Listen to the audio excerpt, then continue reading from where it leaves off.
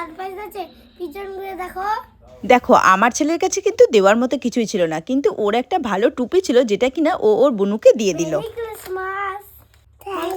সকালবেলা ঘুম থেকে উঠেই কিন্তু ক্রিসমাসটাও এইভাবে সেলিব্রেশন করলো। প্রথমে ছোট বনুকে কেক দিয়ে বাড়ির আর সবার জন্য কেক সাজিয়ে নিয়ে যাচ্ছে। ছেলেটা আমার ছোট হতে পারে কিন্তু ইচ্ছাটা ওর অনেক বড়। একে একে দেখো বাড়ির সকলকে মেরি ক্রিসমাসের কেক খাওয়ালো। আর বাড়ির মধ্যে সবচেয়ে প্রিয় কিন্তু ওর জ্যাম্মা। দেখেছো জ্যাম্মাকেও রান্নাঘরে কেক দিতে চলে গেছে। বাচ্চাদের কাছে কিন্তু এটাই অনেক বড় খুশি, কাউকে দিতে পেরে খুশি থাকাটা কিন্তু আমার অনেক বেশি গর্বের। সুমি দিদি তো ঘুম থেকেই ওঠেনি, তাও দেখো সুমি দিদিকে জোর করে ডেকে তুলছে। আসলে ভাই বোনের ভালোবাসাটা কিন্তু অন্যরকম। সুমির সাথে ওর সবসময় ঝগড়া হয়, কিন্তু তবুও ভালোবাসাটা অনেক বেশি আছে। সুমিও যেমন কোথাও গেলে ভাইয়ের জন্য কিছু না নিয়ে আসেই না, আর ভাইও তেমন কিছু খাবার টাবার পেলেই অমনি দিদির জন্য নিয়ে যাবে। যাই হোক, সুমি দিদিকে দেওয়ার পরে দেখো চলে গেল সত্যেন দাদা। তোমাদের সবাইকে জানাই মেরি ক্রিসমাস।